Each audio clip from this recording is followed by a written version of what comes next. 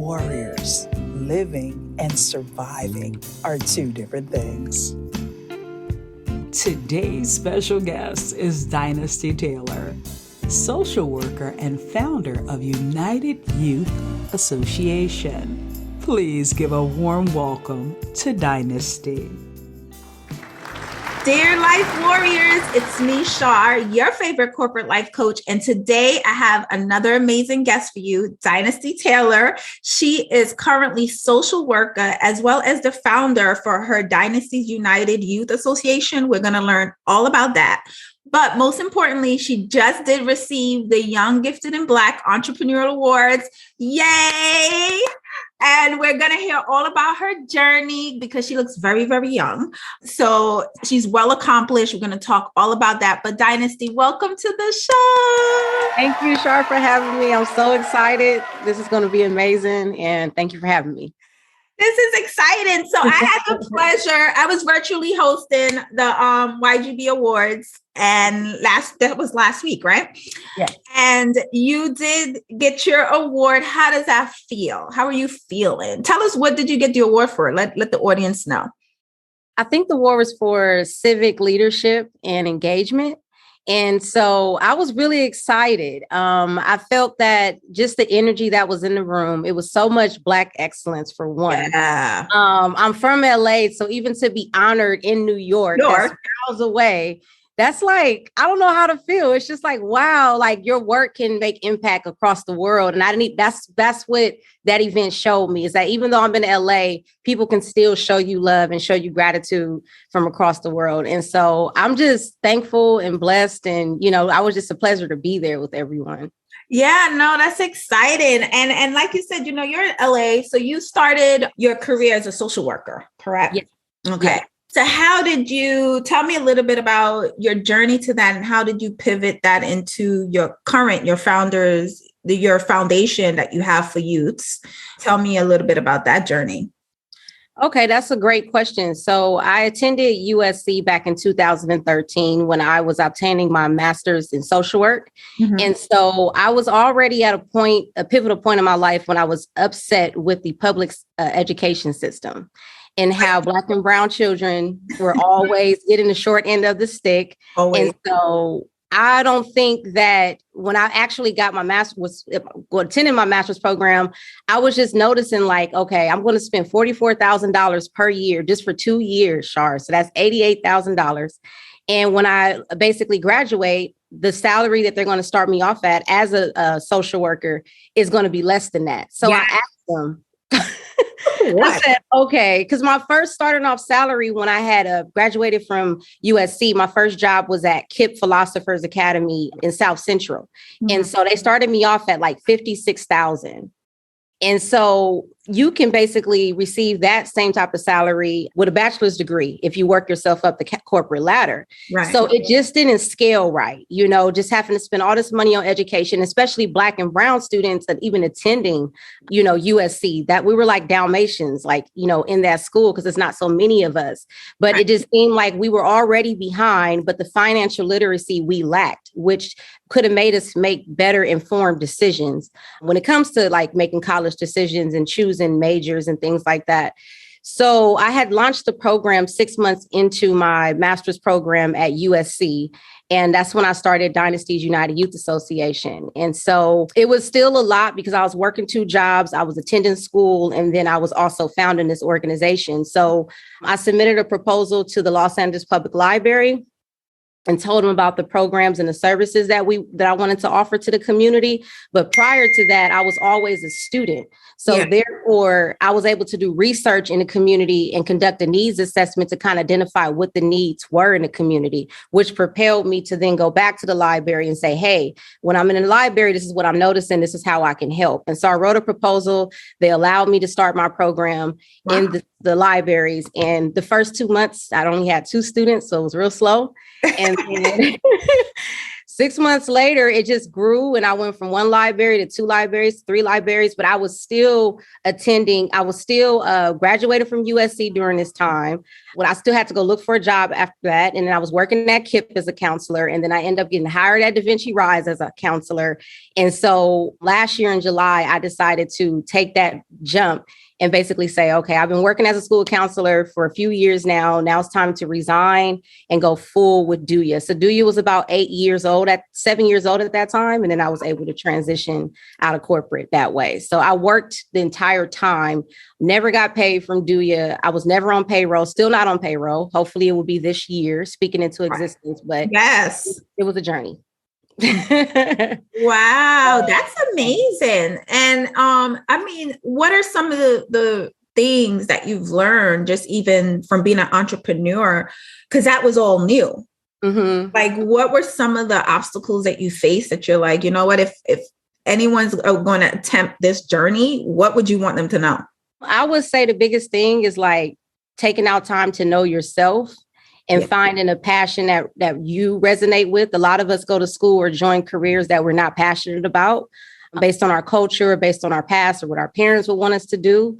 My parents was absent from my life. My father was incarcerated for 26 years. So he left, right when I was kind of like born. And he was 16 years old when he was sentenced to 28 years to life. And my mom was 15. So I had 2 teenage parents that were involved in the gang life. I grew up in a community that was impoverished, and I was a part of like the hood type of thing. So my mindset was in poverty for years before I was able to even think about a business. I didn't even know that I can have a business, So I think through the things that I had went through as a struggle with myself, just trying to get out that mindset, going through the juvenile hall, going through these different experiences, dealing with different, guys in the community, just doing things. I think juvenile delinquency and just growing up, I think I had to really get myself together first. And through all the pain that I experienced, it allowed me to get into social work, get into a field of helping others. And so some of the trials and tribulations that I faced was just this whole philosophy around the crab in the bucket syndrome. You're trying to climb up, and you got family that's holding on. You got friends that's holding on. You got your mindset, the things you tell yourself, the negative things you tell yourself holding on. You don't really have any role models that can show you what you're able to do. And so I had to kind of like climb out of something that I didn't even know how to do with no guidance. So, that was the biggest obstacle, was getting over myself. Wow. Listen, you know what you said that was so powerful? You said your mindset was in poverty. Mm-hmm. That's such a powerful terminology, because as you said it, I realized that a lot of us, because I teach this stuff, right? It's all about mind cleanse, detoxing the mind, becoming self-aware. But when we talk about generational curses and, like right now, my big thing I'm telling and speaking to a lot of people about, don't just pray for the now. You also have to pray for the sins of your ancestors, your mom, your dad, whoever, because you don't know what they probably have done in their life that might have you in bondage, because it's real. And when you said like your mindset was in poverty, because that's all you've seen and known, you didn't realize, which was my story as well, like there's actually more. Mm-hmm. And it's okay for me to want it, and it's okay for me to go out there and get it. Mm-hmm. So what did your process look like when you started to really cleanse through, becoming self-aware? Because that's a lot to climb out of. Sorry to hear about your dad.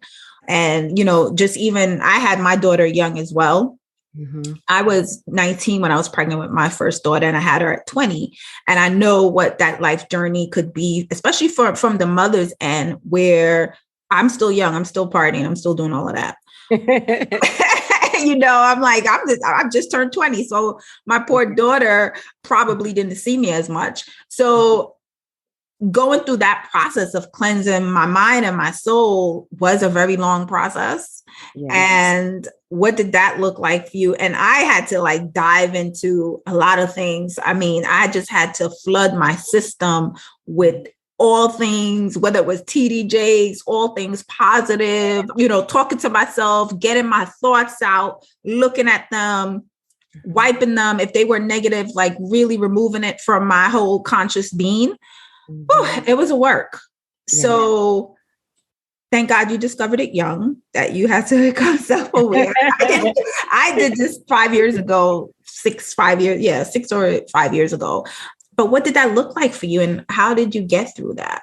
I think I got tired of getting in trouble. And getting in trouble. That's what scared me. Was like, wait, the stuff I'm doing, I'm gonna go to jail. Okay. So I was like, okay, I got to do better. And so I think it was a pivotal time in my life when I had to really surrender myself to God. I was about 19 years old.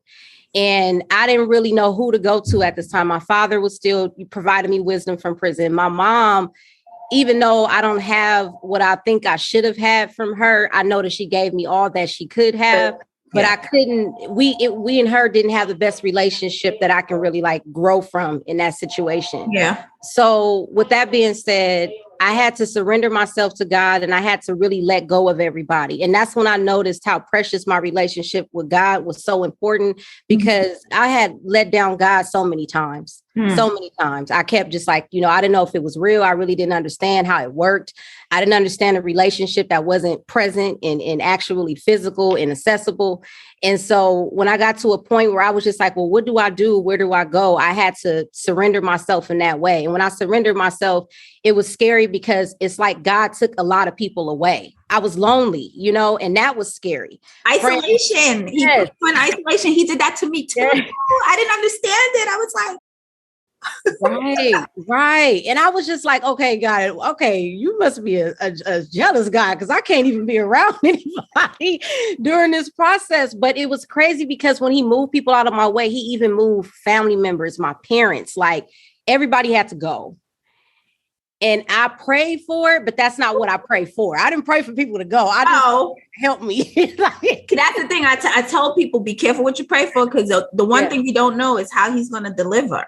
And you be shocked because you expecting delivery to come this way, and God be like, and then when he removes some folks, you're like, but wait, what does this mean for me? Like, isn't it a fun experience though? Like, I feel like if everyone could go through that, it's like the best experience I think I've ever had in my life, when I did what you did, like you said, surrender yourself to God. Yeah. And then I started to watch him move in my life in so many ways. But one of the big things I remember was that isolation, where I was like, okay, what do I do now? Isolation with revelation. Oh, yes.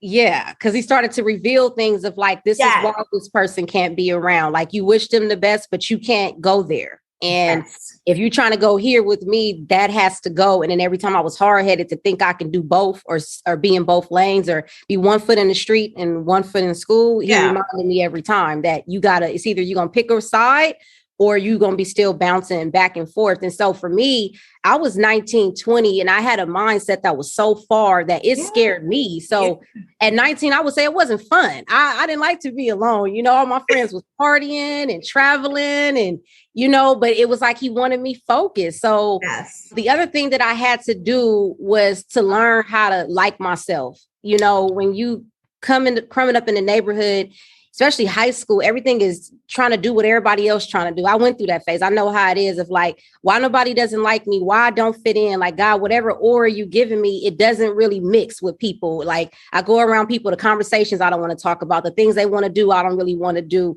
I had to let go of, the type of people that I was dating. Like, I could, the type of people I was attracting myself to, the type of people I was dating was the same people that I was trying to get from, or be put in, or was a reflection of my father. And so it was just everything. I had to clean house with everything, the food that I ate, the friends that I had around, and even like the events that I went to. Like, if I went to I don't go to any parties or circles or gatherings that do not fit with my timing is right now. Yes. And people would make me feel different about it and say, well, Dynasty, you came from the hood. Like, you act like you don't come from here. And it's like, no, it's just more things from here. And you have to get out of that mindset. So, because you wouldn't say that if you were out of that mindset. And I had to evolve. I had to change. And I think change scared family members change scared a lot of different people from me. And it also brought in a lot of envy. So also through my process, I had to kind of move in silence because I couldn't let everybody reveal what I was blessed with, because I didn't even know what I was blessed with, but it was dangerous to people who were still in that mindset.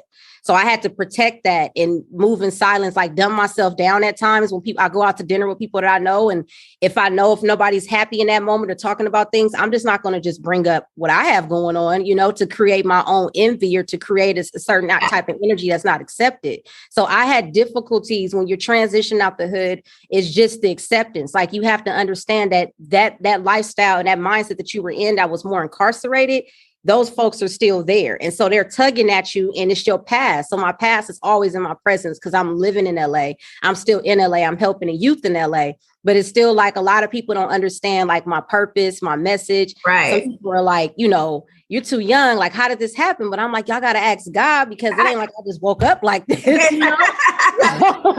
It's a lot. I mentally, living in poverty, it was a lot. It sounds like a lot, but whoa. Mm-hmm. No, listen, I love it. I love everything about it. What is your one thing that you would say to someone now? What advice would you give to someone now who's going through that whole living in poverty syndrome that you experienced? What would you tell them? I would tell them that it's very important to find a source of light in the most darkest places and to not look at their environment and think that's the only place they have to be. They can still be there for their families, communities, and the people around them, but they need to seek things beyond their existence. I think that's important. It's like always educating yourself about things that's outside of these neighborhoods. Like, you can still hang out with these folks, but try to go to dinner with different people, try to go to environments with different folks, try a coffee shop, try to do things that's outside of your comfort zone to kind of see the other versions of yourself. That's also beautiful. And also just not listen to what everybody has to say because everybody has their own experiences and the way somebody else came up or the way that they prosper life will be different for you and just dare to be different. That's what I would say. Yeah, definitely dare to be different, my life warriors. You heard that. So really quickly, so is your dad still in your life? My dad has been released from prison 5 years ago. So he's been out for 5 years. Okay. So we are still working out a friendship and figuring out what the relationship is like. He's a great person. He's a great man. He's a changed man. I don't know my parents. We're 15 years, 16 years apart. So it's like brother and sister. So we still have times when we still trying to get to know each other. Yeah. Yeah, it's tough. I just noticed that with having my dad in my life, when he came at a good time in my life. Yeah. And I really just understood that's why it's important for Black girls to have a father in their life. You know what I mean? Yeah. That presence I was able to feel at 26 years old because I'm 31 now. And so with him being able to be out at this pivotal time in my life, I'm thankful. But he must be proud. Is he proud? Yeah. Yeah, he's proud. He's proud. Sometimes he don't know what to say. Him and my mom, they just when people ask, they be like, I don't know. I'm still trying to figure her out. So I have a soft spot for dads. I just, my dad passed away before I was born. So it's always I always want to hear that the fathers are still there and they're present. And then, as a daughter, you're still giving him an opportunity to be a dad. Because sometimes, daughters make decisions not realizing you don't get to choose your parents again. It is what it is. But who is Dynasty now as a business owner? Who are you? How would you describe yourself now? I would say that I'm a social worker and I'm a youth advocate that happens to be an entrepreneur. I'm a person that is, open to change. I'm a person that's open to receive. I'm a person that's all about my business. I know that for sure. I'm about my business. I am known for that. Dynasty is about her business, not about the money, but about my business. Things have to line up. And I'm all about just making sure that I'm that representation of Black excellence, because that's what I feel like that's my obligation to be. Yeah. And so, that is who I am now. And I'm a woman, woman of God. Woman of God. Woman of God. Exactly. Because that's who my business partner is, God. Tell us a little bit about the organization. How can we get in touch with you? Who should get in touch with you? So I have a number of things going on. So we're a community-based nonprofit organization that operates all throughout Los Angeles County. And so we provide hybrid services both in person and online. We serve youth that are ages 5 to 18. And our mission is to basically provide quality programs that promote culture, competence, and character development. Mm-hmm. We have people that can come from different walks of life. We always are looking for board members, people who want to focus on advocacy efforts and advise the board on how to make informed decisions when it comes to these governed entities. We also are looking for committee members who want to join the board to support some of the projects and initiatives that we're putting forward. We also are always looking for interns in terms of like tutors, as well as counselors who are getting their social work degrees. And we're always looking for people in public policy work. So I'm the vice president of the Southeast Neighborhood Council, and I'm also public social service commissioner for Holly Mitchell for District 2. So we're always looking for people who are advocating on the behalf of youth, who are advocating on the behalf of equity. And we provide youth with free tutoring, homework assistance, job readiness, college and career, mental health counseling. And we have a headquarters office in Inglewood. And we operate Monday through Friday from 12 p.m. to 8 p.m. So if anybody has youth that is in need of youth services, in need of direction and trying to find pathways that could help them pivot and find passion that can like align with helping their community, I think that's important. Yeah. That's what we're here to do. Nice. I love it. I love all of it. Congratulations on all your endeavors, your success. Thank you. Your award, your Young Gifted and Black Entrepreneurial Award that you just received. And my life warriors, I think I'm blessed from this conversation. I just love talking to powerful, successful young women who came from, I'm from Brownsville, Brooklyn. So I get it. It's like you made it. You feel like I've made it out. And then you kind of went back to help some other people make it out. Yes. And that's a beautiful thing. That's a beautiful thing. You should absolutely be proud of yourself. And I'll drop all her information below. Do look her up, especially if you're in Inglewood. That's where your headquarters, and you have a youth or a young child, bring them to Dynasty's foundation. This is amazing. Is there anything you would like to leave our audience with? No, I think it's just a blessing to be here. I just appreciate what your platform is doing because I feel like we're both warriors. Yes. And that is what the platform is all about. And your motto, I noticed, is yes, we can. So me being here just continues to motivate me and inspires me to keep doing what I'm doing. Yes. Yes. Thank you, Dynasty, for being here, for joining me, for sharing your story with my life warriors. And my life warriors, as usual, do know that there is a coach out here that loves you.